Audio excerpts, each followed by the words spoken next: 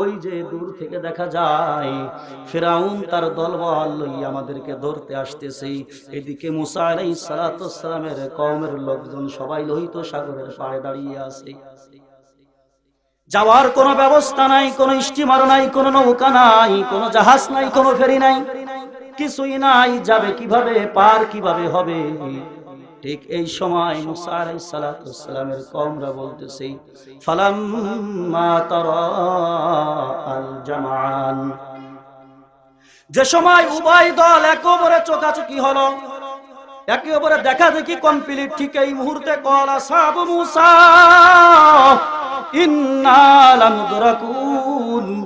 মুসা আলাইহিস সালাতু ওয়াস সালামের কওম বলতেছে, ওগো মুসা, ইন্না লামুদরাকুন, আরে আমরা তো ধরা পড়ে গেছি। আমরা কি পড়ছি? আমরা তো ধরা পড়ছি। বলেন তো দেখি এই সময় অবস্থাটা কেমন হবে? 6 লক্ষ বিশাল বড় বাহিনী, প্রত্যেকটা লোক সশস্ত্র, সবার কাছে অস্ত্র আছে। মুসা আলাইহিস সালাতু ওয়াস সালামের কওমের কাছে কোনো অস্ত্র নাই, কোনো কিছু নাই, আছে ঈমানের শক্তি ছাড়া আর কিছুই নাই। বলেন তো দেখি এই মুহূর্তে কত বড় ভয় প্রত্যেকটা মুমিনের অন্তরের ভিতরে ছিল। একে অপরে বলা বলি করে, ওগো মুসা, ফিরাউনের জিনজিরের ভিতরে আবদ্ধ ছিলাম, তার অত্যাচারের ভিতরে আবদ্ধ ছিলাম, ভালোই তো ছিলাম, কিন্তু এখন তো সামনে বিশাল বড় সমুদ্র, লোহিত সাগর, পিছনে মুসা পিছনে ফিরাউনের দলবল, এখন তো মরা ছাড়া আর কোনো গতি নাই। আমরা মাঝে মধ্যে বলি না, ভাই মরিয়েই গেছিলাম আজকে, বলি না আমরা মাঝে মধ্যে?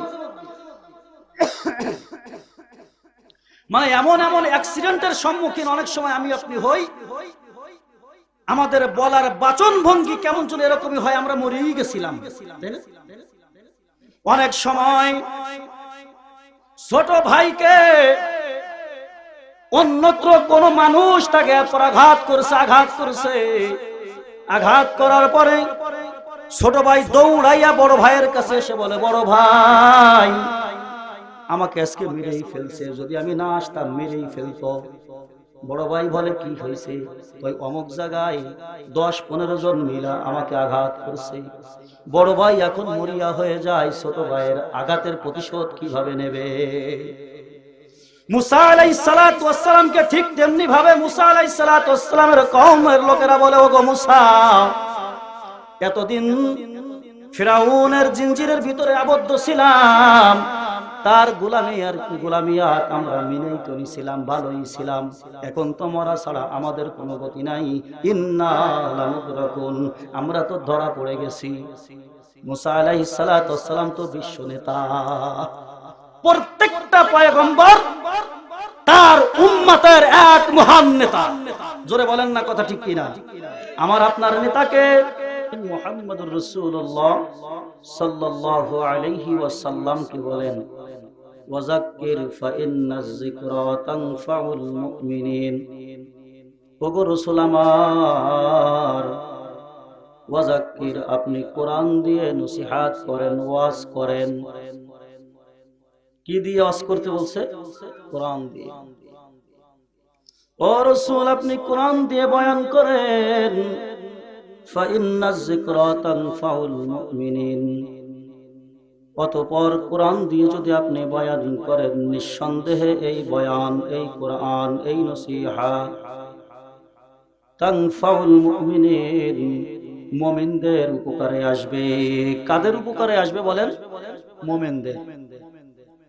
তাহলে বোঝা গেল ওয়াজ কাজে আসার জন্য আগে মুমিন হওয়া শর্ত নাকি? মুমিন যদি ঠিক মতন কেউ না হতে পারে, ওয়াজে কাজ হবে না। সোজা কথা, স্পষ্ট কথা। যদি কেউ মুমিন না হয় তাহলে তার ওয়াজে কাজ হবে। আগে মুমিন হতে হবে। এজন্য আমরা সকলে তো মুসলমান, আমরা সবাই মুমিন। অতএব যদি ওয়াজ আপনি দিলের কান দিয়ে শ্রবণ করেন, তাহলে ইনশাআল্লাহ এই ওয়াজ আপনার কাজে আসবে ইনশাআল্লাহ তাআলা আজিজ। যাই হোক, সম্মানিত শ্রোতা মণ্ডলী, সমস্ত ক্ষমতার মালিককে, জোরে বলেন, সমস্ত ক্ষমতার মালিককে? আল্লাহ। সারা পৃথিবীর মালিককে? ছেলে দেওয়ার মালিককে? মেয়ে দেওয়ার মালিককে? ছেলে মেয়ে উভয়ের কাউকে দেয় না, সে মালিককে? আরো জোরে বলেন না, সে মালিককে? আল্লাহ রাব্বুল আলামিন বলেন, লিল্লাহি মুলকুস সামাওয়াতি ওয়াল আরদ ইয়াখলুকু মা ইয়াশা ইয়াহাবু লিমান ইয়াশাউ ইনাসা ওয়া ইয়াহাবু লিমান ইয়াশাউ যুকুর আও ইউযাওবিজুহুম যুকরানাও ওয়া ইনাসা। আল্লাহ রাব্বুল আলামিন বলেন, লিল্লাহি মুলকুস সামাওয়াতি ওয়াল আরদ, আসমান জমিনের সমস্ত মালিকানা, সমস্ত মিলকিয়াত একমাত্র আল্লাহ রাব্বুল আলামিনের। ইয়াখলুকু মা ইয়াশা, আল্লাহ যা ইচ্ছা তাই সৃষ্টি করেন। তার ইচ্ছা অনুযায়ী, ইচ্ছা যে সময় যেটা হয়, আল্লাহ সেই সময় সেটা সৃষ্টি করেন। সুবহানাল্লাহ। আরো জোরে পড়েন না সুবহানাল্লাহ। আল্লাহ এই দুনিয়ায় তার ইবাদত করার জন্য সর্বপ্রথম আল্লাহ রাব্বুল আলামিন জিন জাতিকে সৃষ্টি কইরা দুনিয়ার ভিতরে প্রেরণ করলেন। জিন জাতিরা যেই সময় দুনিয়ার ভিতরে ফাসাদ করা শুরু করে দিল, এই দুনিয়ার ভিতরে জিন জাতি যেই সময় আল্লাহকে ভোলা শুরু করে দিল, দাঙ্গা হাঙ্গামা, ভাই ভাইয়ের সঙ্গে, ছেলে তার পিতাকে মানে না, পিতাও তার মাকে মানে না, জিন একে অপরে মারামারি করা শুরু করে দিল। ঠিক সেই মুহূর্তে আল্লাহ রাব্বুল আলামিনের ইচ্ছা হলো, আল্লাহ পাক ইচ্ছা পোষণ করলেন, দুনিয়ার ভিতরে তার খলিফা নিযুক্ত করবেন, তার খলিফা পাঠাইবেন। তার হুকুমতকে এই দুনিয়ার ভিতরে প্রতিষ্ঠিত করার জন্য সারা পৃথিবীর মধ্য থেকে এক মুষ্টি মাটি ফেরেশতাদেরকে নিতে বললেন। ও ফেরেশতারা, দুনিয়ার মধ্য থেকে এক মুষ্টি মাটি তোমরা নিয়ে আসো, আমি আল্লাহ দুনিয়ার মধ্যে ইনসান পাঠাবো। সুবহানাল্লাহ। কি পাঠাবো? আমাকে আপনাকে পাঠাবে দুনিয়ার ভিতরে। আল্লাহ পাকের হুকুমতকে দুনিয়ার ভিতরে প্রতিষ্ঠিত করার জন্য আল্লাহ রাব্বুল আলামিন ইনসান বানানোর জন্য ইচ্ছা পোষণ করলেন। ইয়াখলুকু মা ইয়াশা, আল্লাহ যা ইচ্ছা তাই সৃষ্টি করেন। আল্লাহ রাব্বুল আলামিন ইচ্ছা পোষণ করলেন আদমকে বানাবেন। এক পর্যায়ে হযরতে আদম আলাইহিস সালাতু ওয়াস সালামকে দুনিয়ার ভিতরে বানানোর পরে জান্নাত দিলেন। জান্নাত যাওয়ার পরে আল্লাহ রাব্বুল আলামিন দুনিয়ার ভিতরে হযরতে আদমকে পাঠায়া দিলেন। ও দোস্ত, আহবাব, এই ঘটনা বলা আমার উদ্দেশ্য নয়। উদ্দেশ্য হলো ইয়াখলুকু মা ইয়াশা, আল্লাহ রাব্বুল আলামিন যা ইচ্ছা সেটাই সৃষ্টি করেন। ইয়াহাবু লিমান ইয়াশাউ ইনাসা, আল্লাহ যাকে ইচ্ছা তাকে কন্যা সন্তান দান করে। সুবহানাল্লাহ। আরো জোরে পড়েন না সুবহানাল্লাহ। ইয়াহাবু লিমান ইয়াশাউ ইনাসা ওয়া ইয়াহাবু লিমান ইয়াশাউ যুকুর, আল্লাহ পাক যাকে ইচ্ছা তাকে ছেলে সন্তান দান করে। জোরে পড়েন না সুবহানাল্লাহ। কাউকে মেয়ে দান করে, কাউকে ছেলে দান করে, নাকি পীর বাবা দান করে? জোরে কন্যা। মাজারে সিজদা করলে ছেলে মেয়ে আসেনি, ছেলে মেয়ে দেওয়ার মালিক কি? অতএব যারা বলে মাজার পূজা করলে মাজারের কাছে গেলে ছেলে পাওয়া যায়, যারা বলে মাজারের কাছে গেলে মেয়ে পাওয়া যায়, আল্লাহর কসম করে বলি তারা ভণ্ড, তারা ভণ্ড, তারা ভণ্ড। অতএব আল্লাহ রাব্বুল আলামিন বলেন, ইয়াহাবু লিমান ইয়াশাউ ইনাসা ওয়া ইয়াহাবু লিমান ইয়াশাউ যুকুর, আল্লাহ যাকে ইচ্ছা তাকে ছেলে দান করে, যাকে ইচ্ছা আল্লাহ পাক তাকে মেয়ে দান করে। সুবহানাল্লাহ। আউ ইউযাউযুহুম যুকরানা ওয়া ইনাসা, আল্লাহ যাকে ইচ্ছা ছেলে আর মেয়ে উভয়টা মিলিয়ে দান করে। সুবহানাল্লাহ। আরো জোরে পড়েন না সুবহানাল্লাহ। যাকে ইচ্ছা তাকে ছেলেও দান করে, মেয়েও দান করে। কপাটার কই গেল? যাকে ইচ্ছা তাকে ছেলেও দান করে, যাকে ইচ্ছা তাকে মেয়েও দান করে। স্টেটে সাউন্ড বাড়াও। ছেলে মেয়ে উভয়কে আল্লাহ রাব্বুল আলামিন মিলিয়ে দান করে। জোরে বলেন না সুবহানাল্লাহি ওয়া বিহামদিহি।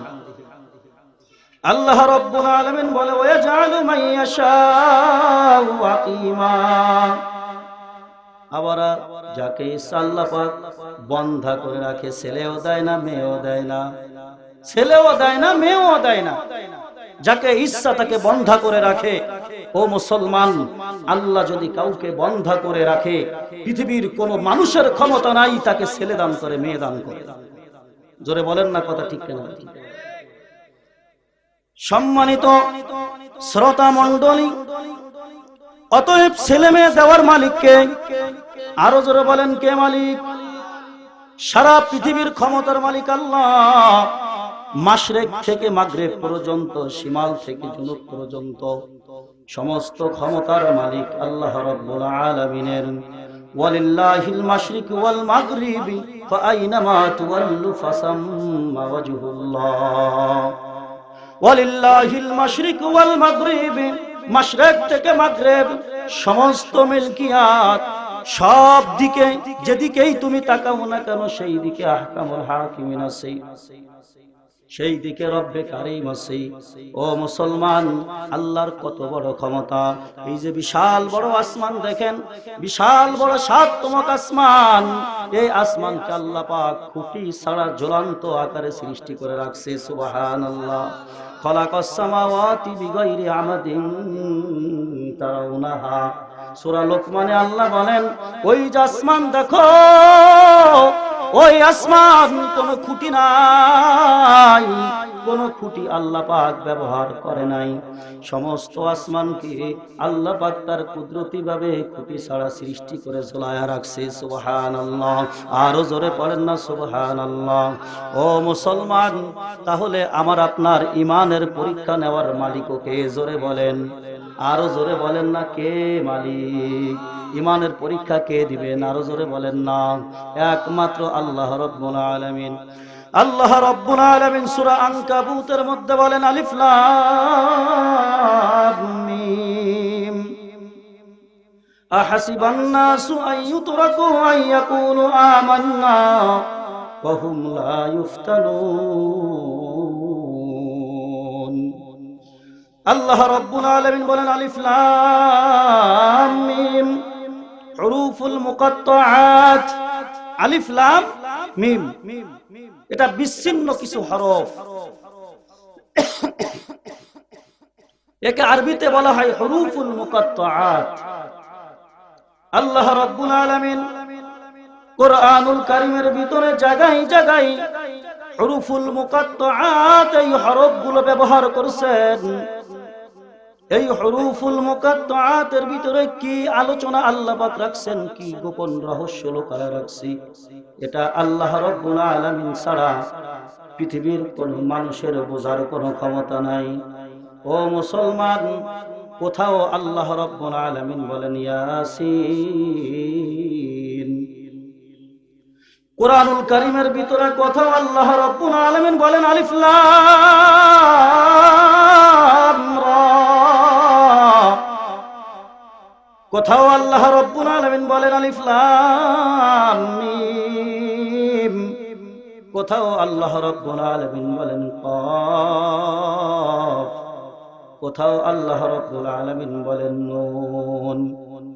কোথাও আল্লাহ রাব্বুল আলামিন শুরু করেন হামিম।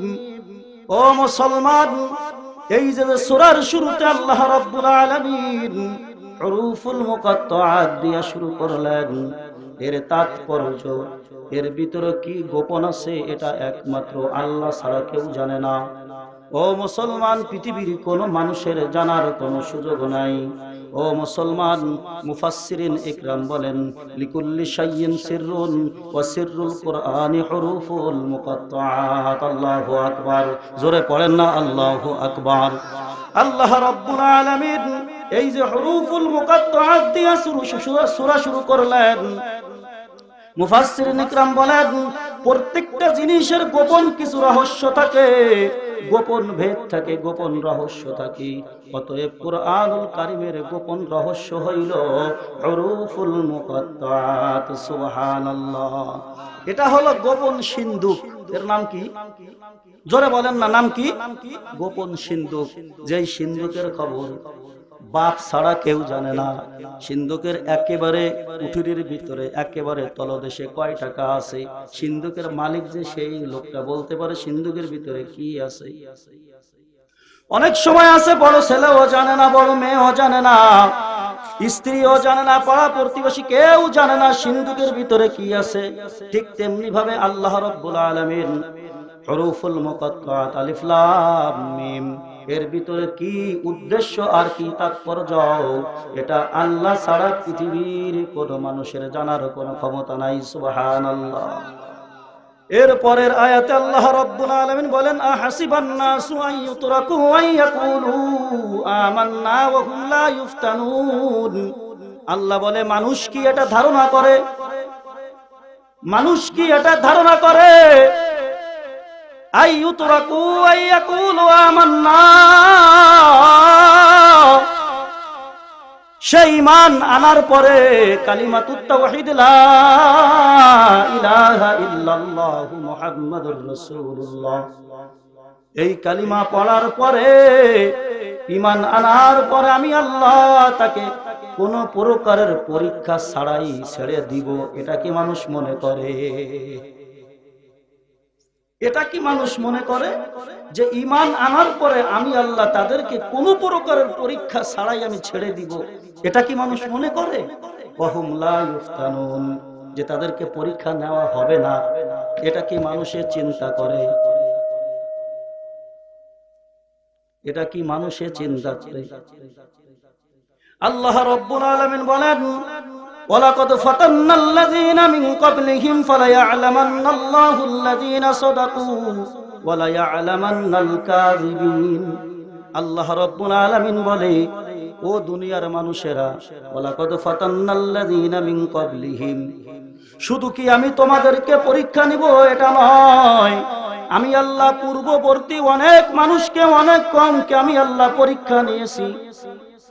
আমি তোমাদের আগে বহু মানুষকে ঈমানের পরীক্ষা নিয়েছি। ওয়ালাকাদ ফাতান্নাল্লাযীনা মিন ক্বাবলিহিম,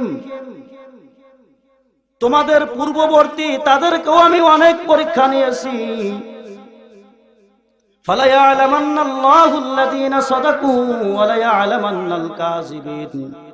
আল্লাহ রাব্বুল আলামিন বলেন, ও মুসলমান, এই পরীক্ষার মধ্যে আল্লাহ দেখতে যায় কে সত্যবাদী আর কে মিথ্যাবাদী। সুবহানাল্লাহ। সৎকে আর অসৎকে এটা প্রমাণ হয়ে যায় পরীক্ষার হলে। সুবহানাল্লাহ বলবেন না জোরে? স্কুল কলেজের ভিতরে, এমনকি মাদ্রাসার ভিতরে লেখাপড়া হয়।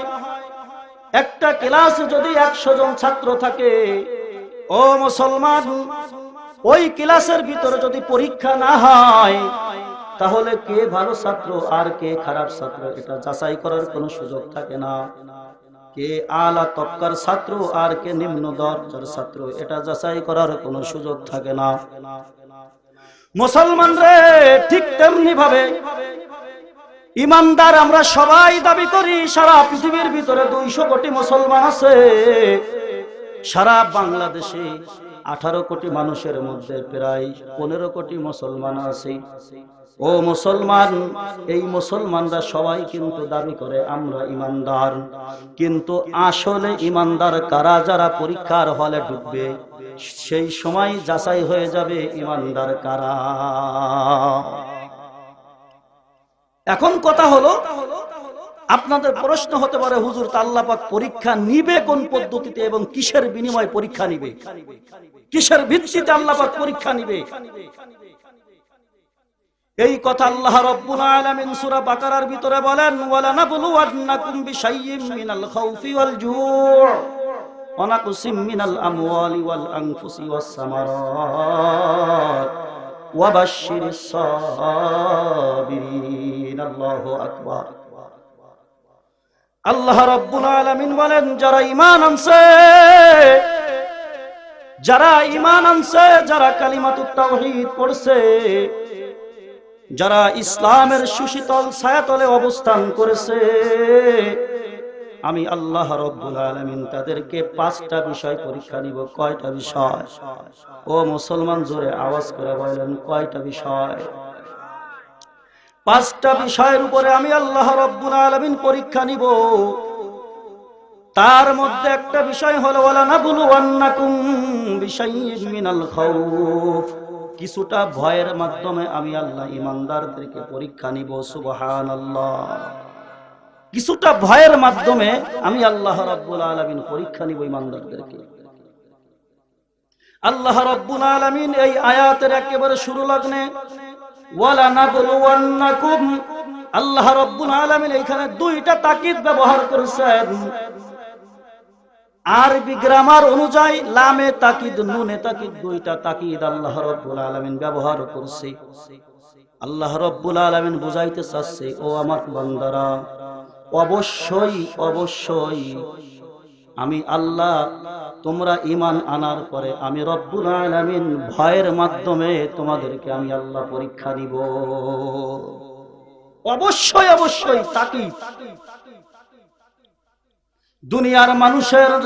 দুনিয়ার মানুষের শান হইল কোন কথাকে গুরুত্ব সহকারে বুঝাইতে গেলে আমরা অনেক সময় কসম করে কথা বলি, অনেক সময় তাকিদ দিয়ে কথা বলি, হ্যাঁ আমার এই কথাটা সত্য। অতএব দুনিয়ার মানুষ ওই কথাকে সদরে গ্রহণ করে যেই কথার ভিতরে তাকিদ থাকি, যেই কথার ভিতরে কসম থাকি। ও মুসলমান, আল্লাহ রাব্বুল আলামিন তো আসলে তার প্রত্যেকটা কথাই দামি, তার প্রত্যেকটা কথাই গুরুত্বপূর্ণ, তাকিদে লাগে না। তারপরেও আল্লাহ রাব্বুল আলামিন তাকিদ দিয়া ব্যবহার এজন্য করলেন যে মানুষ যেন বোঝে, ওয়ালা নাবলুওয়ান্নাকুম, আমি আল্লাহ তোমাদেরকে পরীক্ষা নিব। অবশ্যই অবশ্যই 2টা তাকিদ দিয়ে আল্লাহ বললেন, পরীক্ষা যে নেব এটা সত্য, এই কথাটার অনেক বড় তাকিদ। ঈমানদার যেহেতু হয়েছো, জান্নাতে আসতে গেলে অবশ্যই অবশ্যই ভয়ের ভিতর দিয়ে তোমাদের জান্নাতে আসা লাগবে। সুবহানাল্লাহ। মিনাল খাউফ। তা 1 নম্বর, আল্লাহ রাব্বুল আলামিন ভয়ের মাধ্যমে আল্লাহ রাব্বুল আলামিন আমাকে আপনাকে পরীক্ষা নিবেন। এই পরীক্ষায় যারা পাশ করবে তারা হবে জান্নাতি, আর পরীক্ষায় যারা ফেল করবে তারা হবে জাহান্নামী। ও মুসলমান, একটু আগে বলেছিলাম সূরা আনকাবুত থেকে আল্লাহ রাব্বুল আলামিন পূর্ববর্তী বহু মানুষকে আল্লাহ পাক পরীক্ষা নিয়েছে, বহু মানুষকে নিয়েছে, আপনাকেও নিবে। পূর্ববর্তীর দিক যদি যান, হযরতে মূসা আলাইহিস সালাতু ওয়াস সালামের কওম বনি ইসরাইল, তাদেরকে আল্লাহ রাব্বুল আলামিন অনেক বড় পরীক্ষার সম্মুখীন করেছিল, অনেক বড় পরীক্ষা। সেই পরীক্ষার কাছে আমার আপনার পরীক্ষা মোটেও পরীক্ষাই না।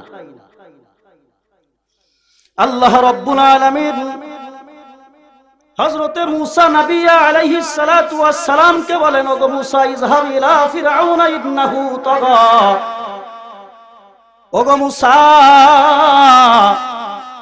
কালিমার দাওয়াত নিয়া ফিরআউনের কাছে যাও, কারণ ফিরআউন অনেক বড় সীমা লঙ্ঘনকারী, অবাধ্য গোলাম। আল্লাহ পাক বলেন, ইযহাব ইলা ফিরআউনা ইন্নাহু তাগা, চলে যাও ফিরআউনের কাছে, সীমা লঙ্ঘনকারী ফিরআউনের কাছে চলে যাও, কালিমার দাওয়াত নিয়ে তার কাছে চলে যাও। সাথে সাথেই হযরতে মূসা আলাইহিস সালাতু ওয়াস সালাম বলেন, ক্বালা রাব্বি ইশরাহ লি সাদরি ওয়া ইয়াসসির লি। আল্লাহ, আমি যে ফিরআউনের কাছে দাওয়াতে ইসলাম নিয়ে যাব, আপনি আমার বক্ষকে, আমার কলিজাকে আপনি বড় করে দেন, প্রশস্ত করে দেন। সুবহানাল্লাহ। আরো জোরে বলেন না সুবহানাল্লাহ। আমি যে ফিরাউন, মিশরের বাদশা ফিরাউন, 400 বছর রাজত্ব করেছে। কয়শো বছর? জোরে বলেন না কয়শো বছর? 400 বছর রাজত্ব করেছে। ওগো রব্বে কারীম, আমি যে ফিরাউনের কাছে যাব, এই জন্য আপনি আমার এই বক্ষকে আপনি প্রশস্ত করে দেন। কারণ তার কথা, আমি দাওয়াতে ইসলাম দেওয়ার পরে সে আমাকে কটু বাক্য বলবে, ওই সময় আমার ঈমানের পরীক্ষা দেওয়া লাগবে। আমি যদি অল্পতে রেগে যাই তাহলে আমি ঈমানের কাছে হেরে যাব। ওগো আল্লাহ, মানুষের কটু বাক্য আমাকে সহ্য করার ক্ষমতা আপনি দান করেন। ও মুসলমান, এই জন্য প্রত্যেকটা ওলামা ইকরাম প্রত্যেক নামাজে নিজে নিজে পড়ে, ক্বালা রাব্বি ইশরাহ লি সাদরি ওয়া ইয়াসসির লি আমরি। ওলামা ইকরাম এটা পড়ে। কেন পড়ে? আমরা তো মাদ্রাসা চালাই। মাদ্রাসা চালানোর জন্য যে সময় মানুষের কাছে যাই, ও ভাই মাদ্রাসার এতিমখানা আছে, মাদ্রাসার এতিমখানা লিল্লাহ বটে কিছু দান করেন, সদকা করেন।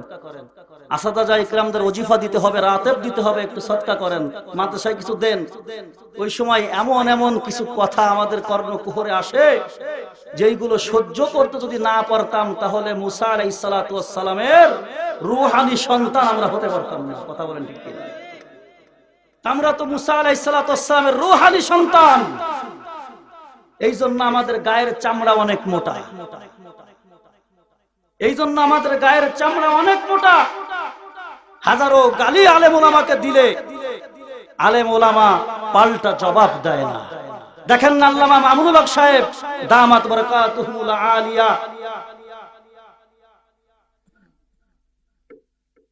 দামাত বারাকাতুহুল আলিয়া হালাল ভাবে বিবাহ করে রিসোর্টে যাওয়ার কারণে 3-3.5 বছর তাকে জেলখানে আবদ্ধ করে রাখছে। দেখেন নাই আপনারা? কিসের জন্য? আজকে মামুনুল হক সাহেব যদি আমলিক পন্থী হতো তাহলে বহু আমলিকলার গলার উপরে কল্লা থাকতো না, বহু আমলিকলা শেষ হয়ে যাইত। কিন্তু মামুনুল হক সাহেব দামাত বারাকাতুহুল আলিয়া আমাদের সেরেতাজ, আমাদের উস্তাদ তুল্য, কয়জনকে গালি দিয়েছে জোরে বলেন না? কোনদিন শুনছেন একটা গালি দিছে? আপনাদের এই মাদ্রাসার মুহতামিম কাকে গালি দিয়েছে শুনছেন কোনদিন?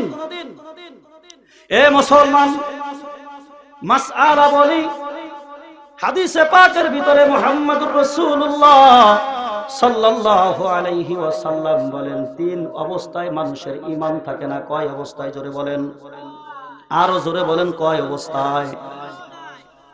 1 নম্বর হলো আল্লাহর রাসূল বলেন, যেই লোকটা চুরি করতে যায়, চুরি পরের মাল নিজের মনে করে, যেই লোকটা চুরি করতে যায়, আল্লাহর রাসূল বলেন চুরি করার ঠিক ওই মুহূর্তে ওই লোকটার ঈমান তার কাছে আর থাকে না।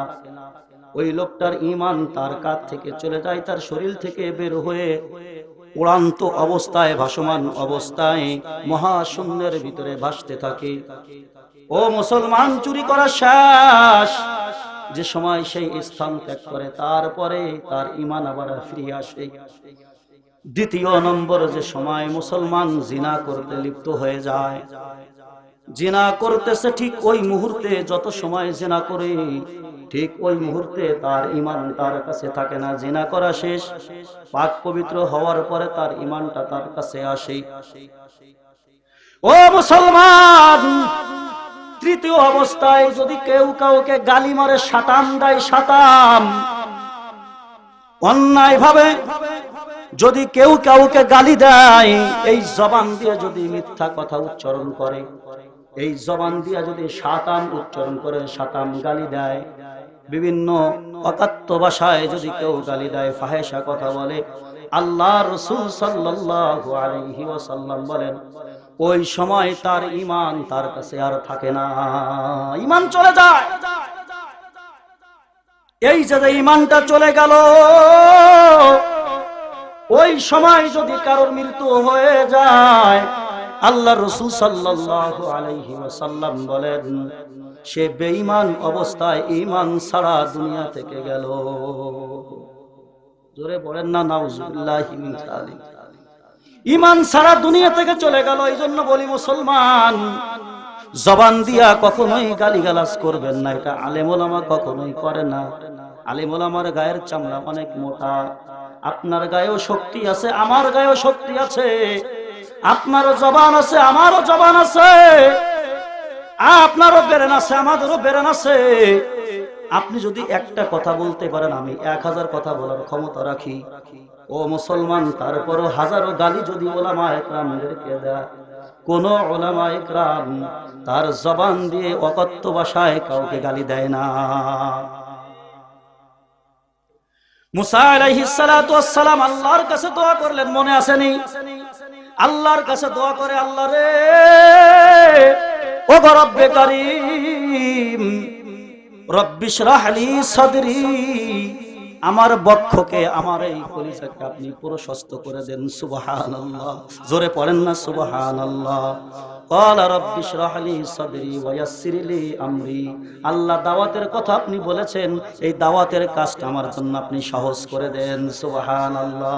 এই জন্য প্রত্যেকটা আলেম ওলামার শান, প্রত্যেকটা জিম্মাদারের শান, প্রত্যেকটা দাওয়াত ও তাবলীগের সাথীদের শান হলো, যেই সময় ওই ভাই দাওয়াত ও তাবলীগের কাজে বের হয়ে যাবে, যেই সময় দাঁড়ে দাঁড়ে ঘুরবে, মানুষের কাছে যাবে, এক মসজিদ থেকে অন্য মসজিদে দাওয়াত দিতে যাবে, এক মহল্লা থেকে অন্য মহল্লায় যাবে, চিল্লার কাজে যাবে, 3 দিনের কাজে যাবে, অথবা এক ভাই আর এক ভাইকে দাওয়াত দিবে, সুন্নাত হলো যাওয়ার আগে এই আয়াতগুলো সে তেলাওয়াত করবে। ক্বালা রব্বি ইশরাহ লি সাদরি ওয়া ইয়াসসির লি আমরি। পড়বেন তো ইনশাআল্লাহ? যদি মুখস্থ থাকে তো আপনারা পড়বেন, না মুখস্থ থাকলে আলেম ওলামার কাছ থেকে জেনে নেবেন ইনশাআল্লাহ। মনে থাকবে তো ইনশাআল্লাহ? যাই হোক, একবার যায় হযরতে মূসা নবিয়া আলাইহিস সালাতু ওয়াস সালাম, একবার নয়, বহুবার বহুবার, অনেকবার, হাজার বার হযরতে মূসা নবী আলাইহিস সালাতু ওয়াস সালাম ফিরাউনকে দাওয়াতে ইসলাম দিয়েছে, কিন্তু ফিরাউন দাওয়াত গ্রহণ করে নাই। আরো বরঞ্চ কিভাবে মূসা আলাইহিস সালাতু ওয়াস সালামের ক্ষতি করা যায় সেই চেষ্টা আর ফিকিরে সদা সর্বদা সে মশগুল থাকতো। মূসা আলাইহিস সালাতু ওয়াস সালামের ডাকে যেই সমস্ত লোকেরা মুসলমান হলো, তাদেরকে শত শত বছর ধরে তারা তাদের নির্যাতনের জিঞ্জিরের ভিতরে তারা আবদ্ধ করে রেখেছিল। এই কথাটা আল্লাহ রাব্বুল আলামিন সূরা বাকারার ভিতরে বলেন, ওয়া ইয নাজ্জাইনাকুম মিন আলি ফিরআউনা ইয়াসুমুনাকুম সুআল আযাব ইউযাববিহুনা আবনাআকুম ওয়া ইস্তাহয়ুনা নিসাআকুম ওয়া ফি যালিকুম বালাউম মির রাব্বিকুম আযীম। আল্লাহু আকবার।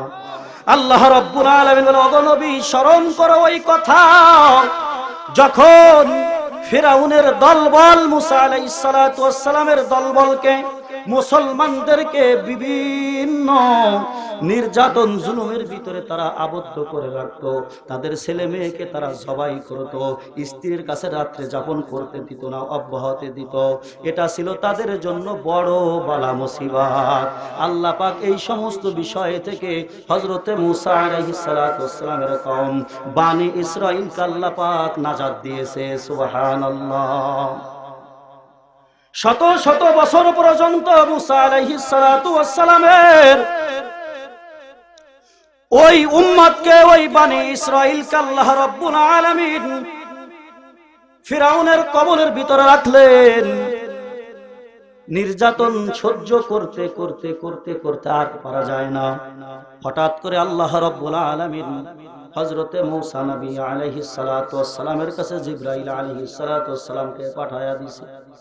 বলতেছে, ওগো জিবরাইল, আমার দোস্ত আমার মূসাকে যে বলো রাতের আধারে যেন সে তার উম্মতদেরকে লইয়া লোহিত সাগর পাড়ি দিয়া যেন সে উপার চলে যায়। সুবহানাল্লাহ।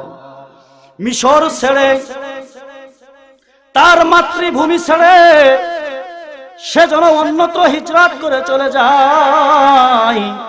আল্লাহ রাব্বুল আলামিন হুকুম দিয়ে দিল, হযরতে মুসা নবী আলাইহিস সালাতু ওয়াস সালাম তার কওমদেরকে লইয়া ভারাক্রান্ত মন লইয়া হৃদয় ভাঙ্গা এক বেদনা লইয়া হযরতে মুসা আলাইহিস সালাতু ওয়াস সালাম তার কওমদেরকে লইয়া লোহিত সাগর পার হয়ে যাবে রাতের অন্ধকারে রওনা শুরু করে দিল। যাওয়ার পরে লোহিত সাগরের একেবারে কিনারায় চলে গেছে। যাওয়ার পরে শবে সাদিকের পরে হঠাৎ করে ফিরাউনের গোয়েন্দা বিভাগের লোক ফিরাউনকে খবর দিল, ওগো ফিরাউন, ওগো আমাদের বাদশা নামদার মুসা তো তার দল ভাগা শুরু করছে, সে তো পলায়ন করে চলে যাইতেছে, তাকে ধরা দরকার। ও মুসলমান, ফিরাউন একটা মুহূর্ত দেরি করে নাই, সঙ্গে সঙ্গে সে তার দলবল লইয়া মুসা আলাইহিস সালাতু ওয়াস সালামকে ধরার উপক্রম হওয়ার জন্য দৌড়ানো শুরু করলো। তাফসীরের ভিতরে মুফাসসিরিন ইকরাম বলেন, এই যে ফিরাউন তার দলবল লইয়া চলা শুরু করলো, তার ওই সাঙ্গ পাঙ্গ ছিল, তার দলের ভিতরে 6 লক্ষ লোক ছিল। কয় লক্ষ? আপনাদের এই সৈয়দপুরে কয় লক্ষ লোক আছে? 6 লক্ষ বিশাল বড় বাহিনী লইয়া মুসা আলাইহিস সালাতু ওয়াস সালামকে এবং তার কওম তার উম্মতকে ধরার জন্য তারা রওনা দিল। ও মুসলমান, ঈমানের কি পরীক্ষা দেখেন। রাতের আধার কেটে যাওয়ার পরে সূর্যের আলোকবর্তিকা যে সময় সারা পৃথিবীকে ঘিরে ফেলায়, দূর দূরান্ত থেকে লোকজন দেখা যায়, ঠিক সেই মুহূর্তে দেখে মুসা আলাইহিস সালাতু ওয়াস সালামের কওমরা অবলোকন করলো। ওই যে দূর থেকে দেখা যায় ফিরাউন তার দলবল লইয়া আমাদেরকে ধরতে আসতেছে, এদিকে মুসা আলাইহিস সালাতু ওয়াস সালামের কওমের লোকজন সবাই লোহিত সাগরের পাড়ে দাঁড়িয়ে আছে। যাওয়ার কোনো ব্যবস্থা নাই, কোনো স্টিমার নাই, কোনো নৌকা নাই, কোনো জাহাজ নাই, কোনো ফেরি নাই, কিছুই নাই। যাবে কিভাবে, পার কিভাবে হবে? ঠিক এই সময় মুসা আলাইহিস সালাতু ওয়াস সালামের কওমরা বলতেছে, ফালাম্মা তারা আল জামাআন, যে সময় উভয় দল একেবারে চোকাচোকি হলো, একেবারে দেখা দেখি কমপ্লিট, ঠিক এই মুহূর্তে কলা সাহাবু মুসা ইন্না লামুদরাকুন, মুসা আলাইহিস সালাতু ওয়াস সালামের কওম বলতেছে, ওগো মুসা, ইন্না লামুদরাকুন, আরে আমরা তো ধরা পড়ে গেছি। আমরা কি পড়ছি? আমরা তো ধরা পড়ছি। বলেন তো দেখি এই সময় অবস্থাটা কেমন হবে? 6 লক্ষ বিশাল বড় বাহিনী, প্রত্যেকটা লোক সশস্ত্র, সবার কাছে অস্ত্র আছে। মুসা আলাইহিস সালাতু ওয়াস সালামের কওমের কাছে কোনো অস্ত্র নাই, কোনো কিছু নাই, আছে ঈমানের শক্তি ছাড়া আর কিছুই নাই। বলেন তো দেখি এই মুহূর্তে কত বড় ভয় প্রত্যেকটা মুমিনের অন্তরের ভিতরে ছিল। একে অপরে বলা বলি করে, ওগো মুসা, ফিরাউনের জিনজিরের ভিতরে আবদ্ধ ছিলাম, তার অত্যাচারের ভিতরে আবদ্ধ ছিলাম, ভালোই তো ছিলাম, কিন্তু এখন তো সামনে বিশাল বড় সমুদ্র, লোহিত সাগর, পিছনে মুসা পিছনে ফিরাউনের দলবল, এখন তো মরা ছাড়া আর কোনো গতি নাই। আমরা মাঝে মধ্যে বলি না, ভাই মরিয়েই গেছিলাম আজকে, বলি না আমরা মাঝে মধ্যে? মানে এমন এমন অ্যাক্সিডেন্টের সম্মুখীন অনেক সময় আমি আপনি হই, আমাদের বলার বাচন ভঙ্গি কেমন যেন এরকমই হয়, আমরা মরিয়েই গেছিলাম, তাই না? অনেক সময় ছোট ভাইকে অন্যত্র কোন মানুষ তাকে আঘাত করেছে, আঘাত করার পরে ছোট ভাই দৌড়াইয়া বড় ভাইয়ের কাছে এসে বলে, বড় ভাই আমাকে আজকে মেরেই ফেলছে, যদি আমি না আসতাম মেরেই ফেলতো। বড় ভাই বলে, কি হয়েছে? ওই অমুক জায়গায় 10-15 জন মিলা আমাকে আঘাত করছে। বড় ভাই এখন মরিয়া হয়ে যায়, ছোট ভাইয়ের আঘাতের প্রতিশোধ কিভাবে নেবে? মুসা আলাইহিস সালাতু ওয়াস সালামকে ঠিক তেমনি ভাবে মুসা আলাইহিস সালাতু ওয়াস সালামের কওমের লোকেরা বলে, ওগো মুসা, এতদিন ফিরাউনের জিনজিরের ভিতরে আবদ্ধ ছিলাম, তার গোলামি আর আমরা মেনেই তো নিছিলাম, ভালোই ছিলাম। এখন তো মরা ছাড়া আমাদের কোনো গতি নাই। ইন্না লামুদরাকুন, আমরা তো ধরা পড়ে গেছি। মুসা আলাইহিস সালাতু ওয়াস সালাম তো বিশ্ব নেতা। প্রত্যেকটা পয়গম্বর তার উম্মতের এক মহান নেতা। জোরে বলেন না কথা ঠিক কিনা?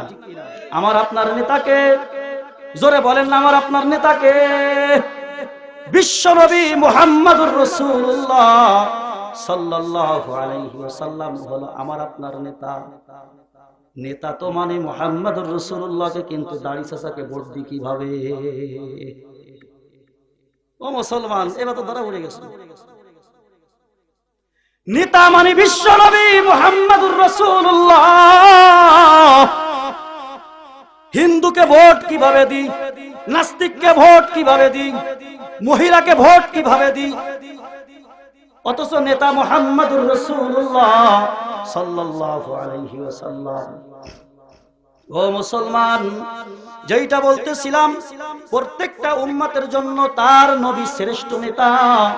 শুধু নেতা হলে চলে না, আর নেতার কথা যেরকম কাজ সেরকম হওয়া দরকার আছে না নাই? জোরে বলেন।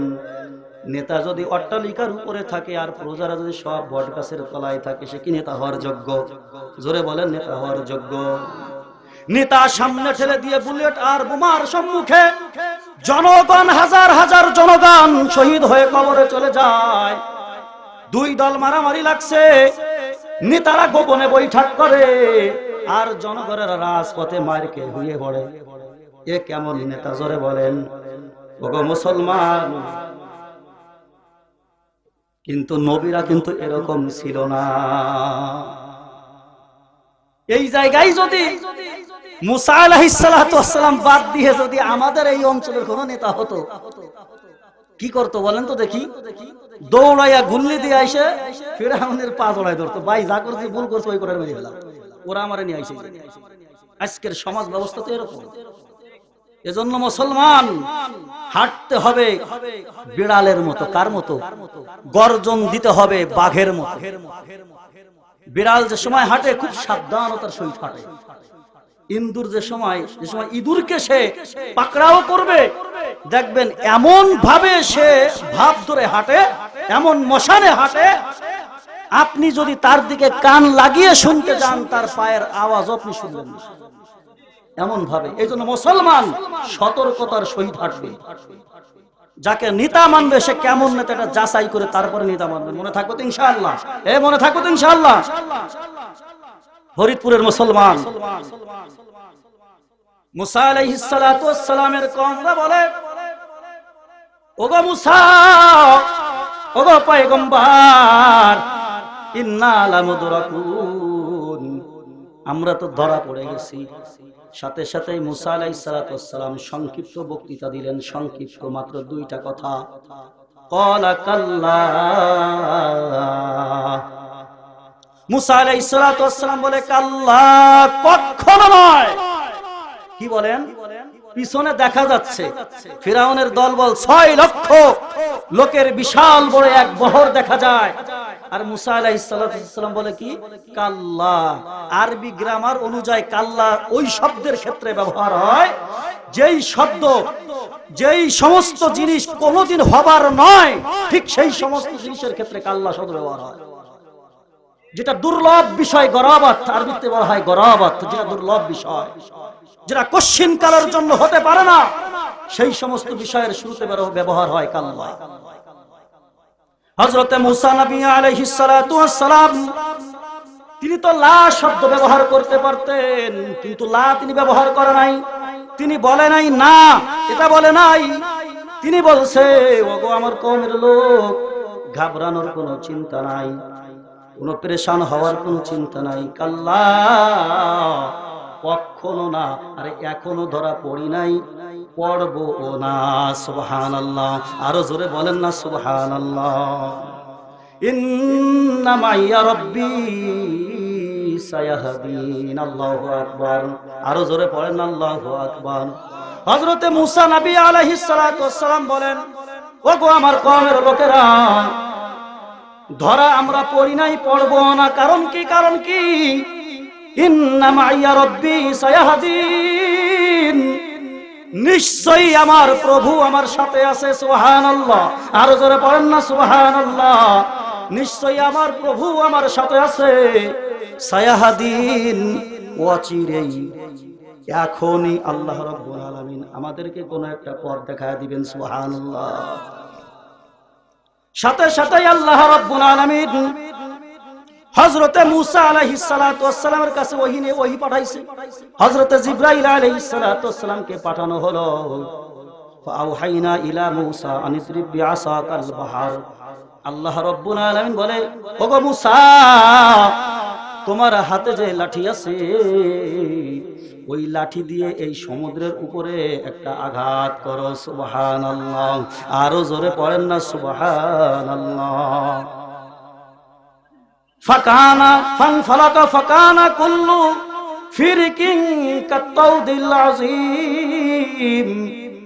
সাথে সাথেই সমুদ্র ফেটে কয়েকটা রাস্তা বের হয়ে গেল। তাফসীরের ভিতরে আসছে কয়েকটা, আবার কোন কোন জায়গায় লাগছে একটা রাস্তা হয়ে আসলো, অথবা কয়েকটা রাস্তা, যেই রাস্তা পাহাড়ের মতো দুই সাইডে দেওয়ালের মতো হয়ে গেছে। সুবহানাল্লাহ। টনটনে রাস্তার ব্যবস্থা আল্লাহ রাব্বুল আলামিন হযরতে মূসা আলাইহিস সালাতু ওয়াস সালাম এবং তার কওমদেরকে করে দিলেন। সুবহানাল্লাহ ওয়া বিহামদিহি। ও মুসলমান, রাস্তা হয়ে গেছে। হযরত জিবরাইল আলাইহিস সালাতু ওয়াস সালাম মূসা আলাইহিস সালাতু ওয়াস সালামকে বলে, ওগো মূসা, এই রাস্তা পার হয়ে চলে যান, আপনি আপনার উম্মতদেরকে নিয়ে চলে যান। সংক্ষেপে বলি, অনেক বড় ঘটনা বলার আমার সুযোগ নাই। হযরত মূসা নবী আলাইহিস সালাতু ওয়াস সালাম তার কওমদেরকে নিয়ে চলে গেলেন। ঠিক সেই মুহূর্তে তারা পার হয়ে চলে যাওয়ার পরে ফেরাউন তার দল বল লইয়া ওই রাস্তা পার হওয়া শুরু করলো।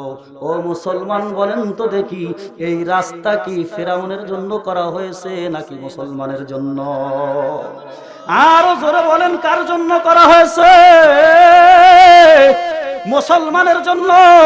মুসলমান কিন্তু ইমানের বলে বলিয়ান হইয়া, ইমানের বিশাল বড় এক পরীক্ষা দিয়া, আজমানার ভিতরে পরীক্ষার ভিতরে দিয়া তারা পাশ কইরা জিপিএ 5 গোল্ডেন পাইয়া লোহিত সাগর পার হইয়া তারা চলে গেল। এদিকে ফিরাউন তার দলবল লইয়া সাগরের মাঝখানে যে সময় গেল, আল্লাহ রাব্বুল আলামিন মূসা জিবরাইলকে বলে, ওগো জিবরাইল, পানিকে বইলা দাও, পানি যেই রকম ছিল যেন ঠিক সেই রকম হয়ে যায়। সুবহানাল্লাহ, আরো জোরে বলেন না সুবহানাল্লাহ। এই যে দেখছেন আল্লাহ রাব্বুল আলামিন বলে না, সায়াহদিন, আল্লাহ অচিরেই পথ দেখাবে। কিরকম পথ দেখালো? এর থেকে আর ভালো পথ হয়? এই জন্য ঈমান যারা গ্রহণ করেছে, ঈমানের পরীক্ষা দেওয়া লাগবে। ও মুসলমান, ঠিক সেরকমই পরীক্ষা আমাদের নবীও জীবনে কম দেয় নাই। আমাদের নবীও মাতৃভূমি যে সময় ত্যাগ করলো, হিজরত করলো। ও মুসলমান, আল্লাহ রাব্বুল আলামিনের হুকুমে মুহাম্মদুর রাসূলুল্লাহ হিজরত করা শুরু করলো তার দোস্ত হযরতে আবু বকর সিদ্দিক রাদিয়াল্লাহু তাআলা আনহুকে লইয়া। গারে সোয়ারের ভিতরে যে সময় থাকার সময় আবু জাহেলের চেলাপেলারা, সাঙ্গপাঙ্গ কাফেরের বাচ্চা কাফেরেরা আল্লাহর রাসূলকে ধরার জন্য আল্লাহর রাসূল যেই গুহার ভিতরে অবস্থান করতেছিলেন, ঠিক সেই গুহার কাছে কাছে চইলা গেছে। ছিদ্র দিয়া কাফেরদের পা দেখা যায়। হযরত আবু বকর রাদিয়াল্লাহু তাআলা আনহু পেরেশান অবস্থায় আল্লাহ রাসূলকে বলে, ইয়া রাসূলুল্লাহ, ইয়া হাবিবাল্লাহ, আমরা তো বোধহয় ধরা পড়ে গেছি। কে বলে? জোরে কন্যা, কে বলে? আবু বকর রাদিয়াল্লাহু তাআলা আনহু আল্লাহ রাসূলকে বলে, ইয়া রাসূলুল্লাহ, ওই যে কাফেরের বাচ্চাদের পা দেখা যায়, তারা যদি একটু নিচে হয় তাহলে তো ধরা পড়ে গেছি। সাথে সাথেই মুহাম্মাদুর রাসূলুল্লাহ সাল্লাল্লাহু আলাইহি ওয়াসাল্লাম বলেন, লা তাহজান ইন্নাল্লাহা মা'ানা। আল্লাহু আকবার। আরো জোরে বলেন আল্লাহু আকবার। আল্লাহর প্রতি কত ইয়াকিন আর বিশ্বাস ছিল, কত দৃঢ়তার সহিত আল্লাহর প্রতি বিশ্বাস তাদের ছিল, তাওয়াক্কুল ছিল। আল্লাহ রাসূল বলে, লা তাহজান, ওগো আমার বন্ধু, ও আমার দোস্ত, তুমি পেরেশান হইও না, তুমি চিন্তিত হইও না, তুমি চিন্তা কইরো না, কোনো প্রকারের ঘাবড়ানোর কোনো দরকার নাই। ইন্নাল্লাহা মা'ানা, আল্লাহ রাব্বুল আলামিন আমাদের উভয়ের সঙ্গে আছে। সুবহানাল্লাহ। আরো জোরে পড়েন না সুবহানাল্লাহ। ও মুসলমান, এটা যদি হয় মুহাম্মাদুর রাসূলুল্লাহ সাল্লাল্লাহু আলাইহি ওয়াসাল্লামের ক্ষেত্রে, তার সাহাবায়ে কিরাম যার শানে, যার কাছ থেকে কালিমাতুত তাওহীদ পড়ে যারা মুসলমান হয়েছে, তাদেরও জীবনে কম পরীক্ষা দেওয়া লাগে নাই, বহু পরীক্ষা তাদের জীবনে দেওয়া লাগছে। ঈমান গ্রহণ করার কারণে সাক্ষাৎ মৃত্যুর হাত থেকে তাদেরও পরীক্ষা দিয়ে সেখান থেকে বেঁচে আসা লাগছে। ও মুসলমান, মুহাম্মাদুর রাসূলুল্লাহ সাল্লাল্লাহু আলাইহি ওয়াসাল্লাম এই সময় দুনিয়াতে নাই। হযরতে উমর ফারুক রাদিয়াল্লাহু তাআলা আনহুর জীবন চলতেছে।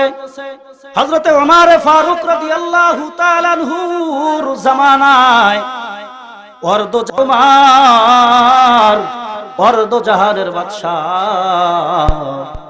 হযরত উমর ফারুক রাদিয়াল্লাহু তাআলা আনহু ওই সময় সারা পৃথিবী জুড়ে মুসলমানদের যুদ্ধ করতে করতে বিভিন্ন রাষ্ট্রকে মুসলমানদের দখলে আনার প্রয়াস চলতেছে। বিভিন্ন জায়গায় হযরত ওমর ফারুক রাদিয়াল্লাহু তাআলা আনহু সাহাবায়ে কিরাম রাদিয়াল্লাহু তাআলা আনহু আজমাইনদেরকে যুদ্ধের জন্য প্রেরণ করে। ঠিক ওই মুহূর্তে হযরত শামসুদ্দিন যাহাবী রাহমাতুল্লাহি আলাইহি আসারে সাহাবা নামক কিতাবের ভিতরে